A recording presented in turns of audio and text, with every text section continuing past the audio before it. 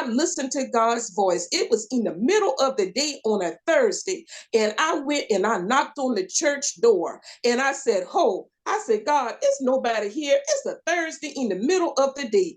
I heard God said, go to the door next door, go to the building next door.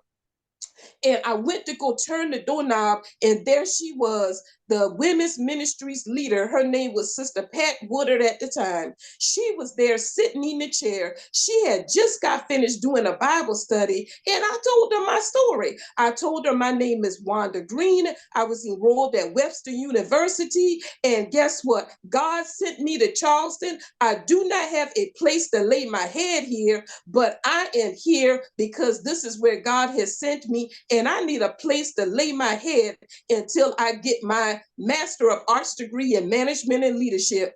Do you know that woman and her husband took a total stranger into their $250,000 house with their Mercedes and their Jaguar? You didn't know that, Calvin.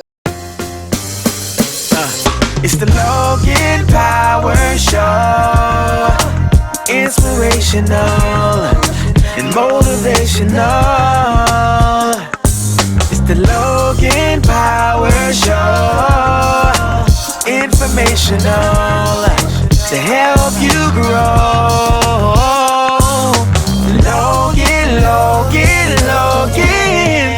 Logan Power Show.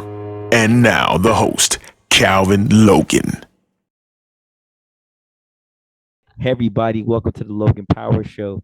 It's me, your host, Calvin Logan, and I want you all to stir up your faith. I want you to understand that God has a plan for you.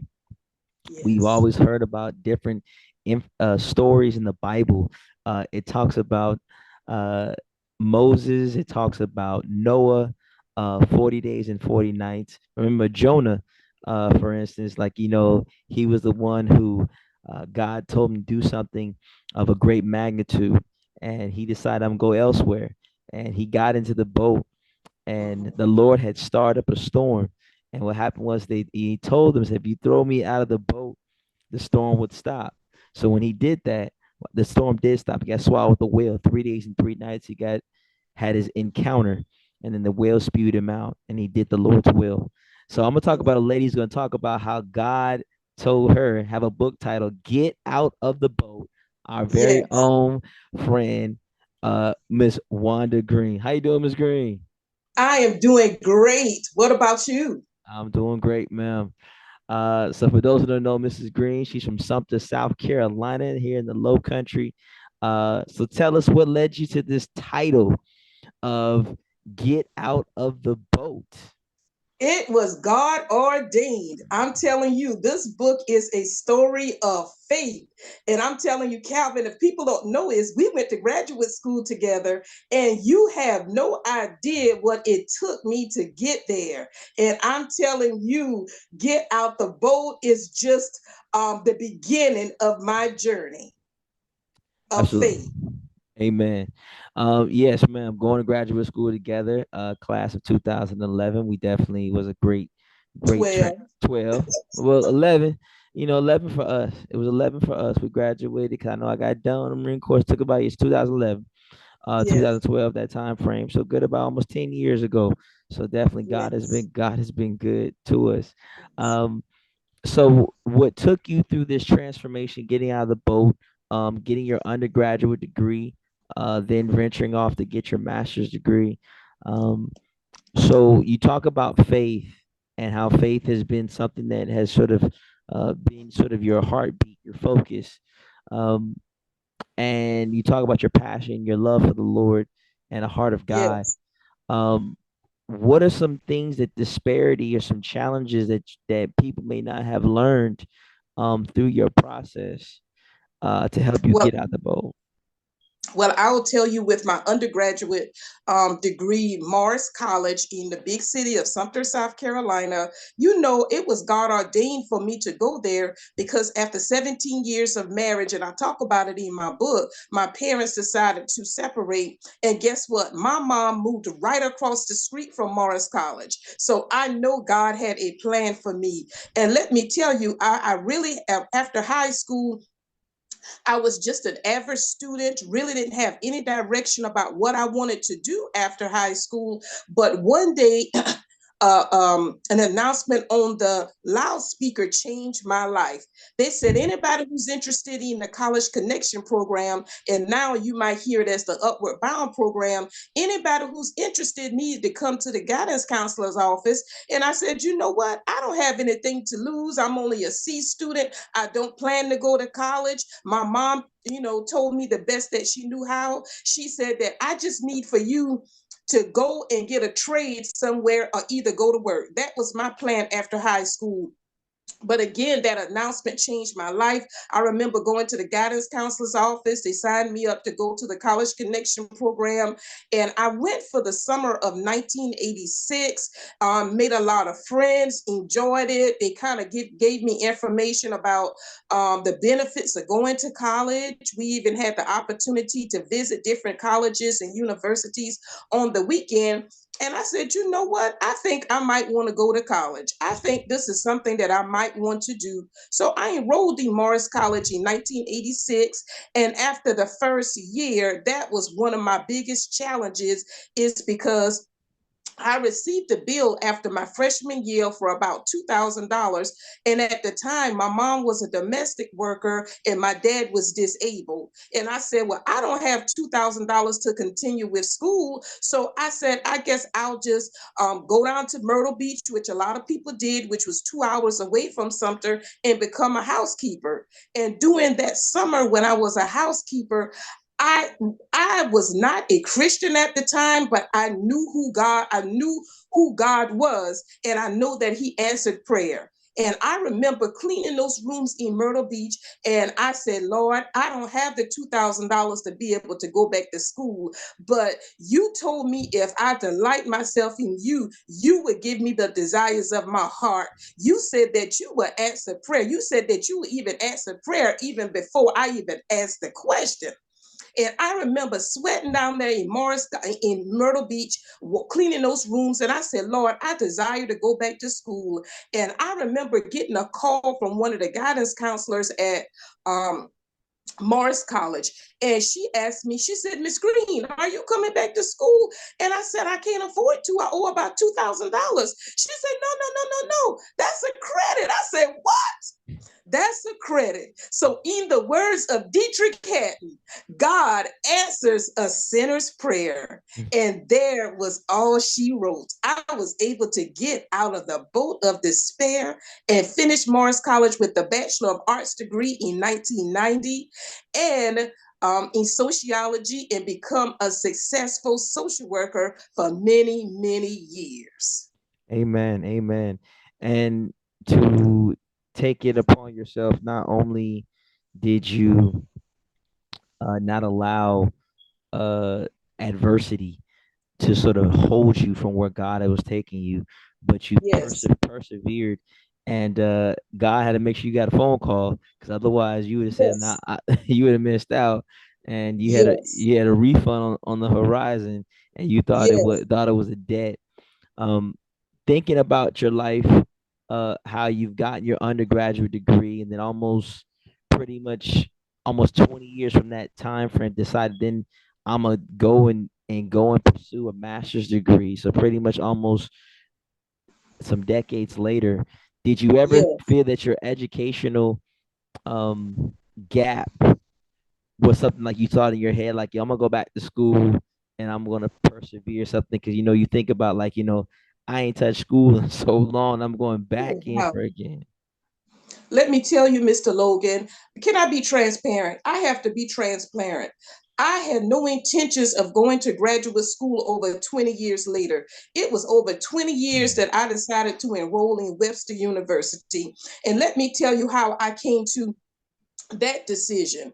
You see, I had been burned out as a social worker, and I prayed. I said, Lord, where do you want me to go? I figure as Christians that God is always having us to go on different assignments. He has us to travel to different places. And I remember a church member saying, well, why don't you go on to graduate school? I said, school? I said, I haven't been to school in over 20 years. And I said, I don't want to go to school. She said, well, when you get the student loan, you don't have to use you can use it for for housing and for other things and stuff to be able to contribute to, your education. And I said, I can. And at the time, I think I got laid off. I used to be a marketing executive with a company in Beaufort, South Carolina. As a matter of fact, I was the top marketing executive. And one afternoon, we were called to the personnel office to say that the program was no longer in existence and we were laid off. So pretty much I was between a rock and a hard place. I had a roommate at the time. She told me she was getting married. I did not want to come back to my hometown because I would feel like a failure.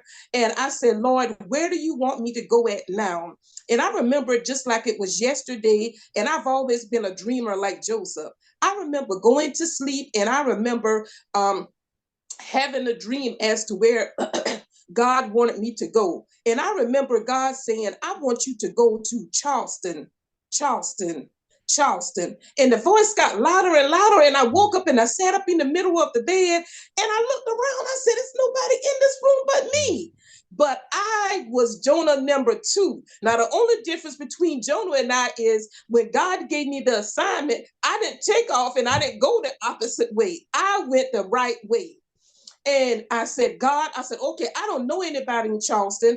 And I remember I had a young lady who went to undergrad with me as well as high school. And she graduated from Webster University. And she and I were pretty much on the same wavelength as far as grades in school. So I said, let me check out Webster University and see if this is something that I want to do so I can, have another career besides social work. And I remember going to the unemployment office, filling out the application. And I remember calling like it was yesterday. I called the school, telling them that I was interested in coming. I would go ahead and fax my application to them. But I told them, guess what? It was a $50 application fee and I didn't have zero. I was on unemployment at the time and I did not have the funds to be able to even pay for the application fee. And I remember one of the ladies up front that I got to know when I came to the school, she said, don't worry about it. She said, when you get your student loan money, you just pay us the application fee later. So I said, okay. I got to the school after the first semester. They gave us the money for the student loan. And I remember going to get a postal money order, putting Webster University on it, giving it to the young lady. And she said, what is this for? I said, this is the application fee. She said, in the history of Webster University, she said, did you start school yet? And I was like, yeah. She said, in the history of Webster University, nobody has ever have taken a course without taking that application fee first.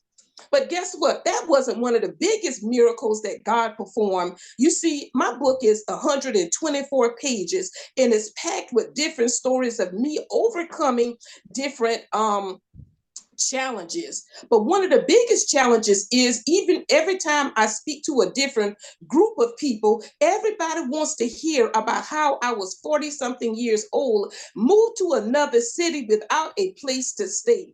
And when I tell that story, I mean, they pass out. And I'm telling you, the way that I got there, Calvin, you would have never figured it, is that when God told me to come, I said, Lord, I don't know anybody in Charleston, South Carolina. But I remember like it was yesterday. God, I would leave. I went back to Sumter to stay for about 2 weeks after one of my friends got married, who I was staying with in Beaufort. And I said, Lord, I'm coming up Interstate 95 and 26 in the dark. And classes were at nighttime. We would come to class at about 5:30 and get out sometimes 10 o'clock at night. And I cried out. I said, Lord, I said, I am traveling 2 hours away from school. And I remember I started off with one course and I would come in on Thursdays. But I remember God saying, he said, instead of you starting about 3 or 4 o'clock in the afternoon, getting there just in time for school, he said, I need for you to start a little bit earlier. And that's what I did. I remember starting off like 11 or 12 o'clock that day. I remember as soon as I got to Charleston, I went to the Taco Bell, got some lunch. And when I left the Taco Bell, I heard God said, go to the Shiloh Seventh-day Adventist Church on Dorchester Road. And I visited that church once before, but I didn't really know anybody there personally. And I listened to God's voice. It was in the middle of the day on a Thursday. And I went and I knocked on the church door and I said, ho, I said, God, it's nobody here. It's a Thursday in the middle of the day. I heard God said, go to the door next door, go to the building next door. And I went to go turn the doorknob, and there she was, the women's ministries leader. Her name was Sister Pat Woodard at the time. She was there sitting in the chair. She had just got finished doing a Bible study, and I told her my story. I told her my name is Wanda Green. I was enrolled at Webster University, and guess what? God sent me to Charleston. I do not have a place to lay my head here, but I am here because this is where God has sent me, and I need a place to lay my head until I get my Master of Arts degree in management and leadership. Do you know that woman and her husband took a total stranger into their $250,000 house with their Mercedes and their Jaguar? You didn't know that, Calvin. I was staying with strangers while I Wow. went to Webster University. And I'm telling you, when I tell that story all over the world, they said it had to be God ordained. Sister Pat and I are still friends to this day. And I told her she is having some health issues at this time. But I told her I need for her to come and do an interview with me as soon as she gets over this health challenge, because people need to be able to hear what God told her and how he received me, how she received me into her beautiful home and treated me like a queen while I stayed there in Charleston when I got my master's degree. It Wow. was only God using her. Yes, ma'am. Definitely God using you. I know we've been in class for about a year and a half, and I know how it was a lot of challenges. It was some late nights, definitely a lot of fun Yes, times, and how everyone had a story of how God has really changed your life. I know you didn't really go in depth about your story. You always made us laugh. Always kept the class energized for the yes, task ahead. Cause I know that them 5 hours felt like five lifetimes. You said to yourself, like, Lord, can we sort of speed up the process? Cause it's getting yes, kind of late, and there were some late nights that we did not get off, and the teacher kept going all the way through from 5:30 to like 10 o'clock, 10:30, and so you getting yes, home late, you felt the effects. yes. Looking back over the past 10 years and what you've experienced together, us getting our master's degree. I know that it was a blessing, a time of 11, and now 11 years now you come on the Logan Power Show. So God always got this thing with numbers. um Yes. what do you want people to get out from your story? What do you want people to at the end of the day, when they read your book, when they talk about, hey, um get out of the boat, what do you want Mhm. people to actually to get from it? What the impact you want people to receive after they finish reading your book? I want them to realize that they can do anything with the help of the Lord. I want them to recognize they can do anything with his help. Because three things that I discussed in the book is that I talked about unhealthy relationships that I was in and how to recognize good relationships and healthy relationships. Of course, I talk about returning to school after the age of 40 to let you know it's never too late. And another thing is, though, too, that regardless of what naysayers say, regardless of what finances you may have or you may not have, God owns everything. He owns everything, and whatever He has ordained for you to be able to get, you need to step out on faith and get out of the boat of despair. Amen. Amen. For those that want to purchase the book is available to us. Something you want to put into your Rolodex, I definitely highly recommend it. Understand, Mrs. Green has been through so much. We definitely is a book you want to put into your home. Keep in mind that you want to get in contact with her. The information how to email her is available on the screen. She does have, for instance, this book that's going to transform your life. We want you to get up out the boat. We want you to understand God has a plan for you. And know Yes. this, the best is yet to come. Yes. This is the time all I got. My name is Calvin of the Logan Power Show, nationwide, worldwide. 2022 is gonna be able to end it off strong. 2023, we're gonna launch out to the deep. Hey, we love y'all. We'll see you soon. It's the Logan Power Show. Inspirational and motivational. It's the Logan Power Show. Informational to help you grow.